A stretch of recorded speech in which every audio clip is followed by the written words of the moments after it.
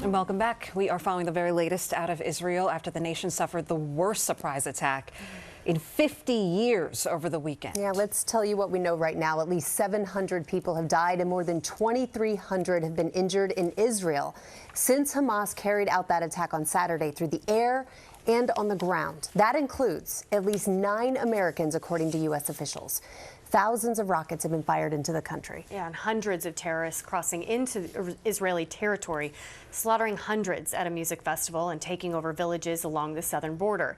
Israeli authorities say its forces have since retaken those areas, but Hamas is believed to have taken hostages. New Jersey Senator Cory Booker posted on social media that he was in Jerusalem when he got a call from his chief of staff telling him to immediately return to his hotel.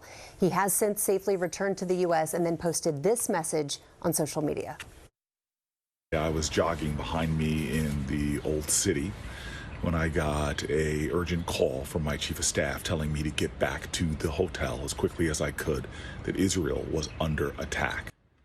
In our area, the NYPD says it's monitoring the situation very closely, and as we're seeing, rallies are popping up, both in support of Israel and in support of Palestine. Eyewitness News reporter Tom Negovan is live outside Israeli consulate with more. We're taking a live look right now at Gaza, and clearly there's been several explosions within the last hour that we've been speaking, Tom. This is a very active situation there.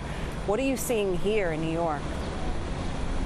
So horrible, Charlene, and so very fluid, and so many Jewish people here in New York, the second largest population outside the state of Israel. So everyone, of course, watching this very closely. They're watching it perhaps nowhere in our area more closely than they are behind us at the Israeli consulate here adjacent to Tudor City. You'll see around it a pretty large NYPD presence, another rally expected to wrap up here this afternoon. And Mayor Adams, in his latest briefing, talking about all of this with regard to security, saying there are no known credible threats against New York City, but they're taking nothing for granted. They're taking every possible precaution, and they're very well staffed and very nimble, able to put resources where they need them to be. The NYPD maintaining a heightened presence, not just here, but outside mosques and synagogues around the New York City area since the fighting began. And ABC News has some more detailed information about the threat assessment from the NYPD, warning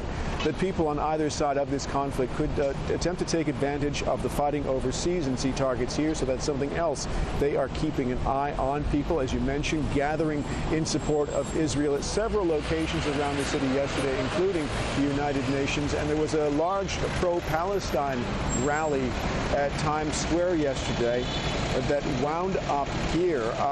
The pro-Israel protests, very specific in their tone, in their language, not rallies, more of a state of mourning, of vigil, attendees are telling us, to mourn their dead.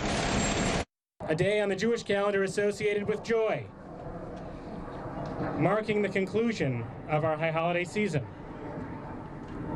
But in our hearts, we have no joy today. They have no place in civil society in Israel. Not if you perpetrate this kind of death, this kind of hurt.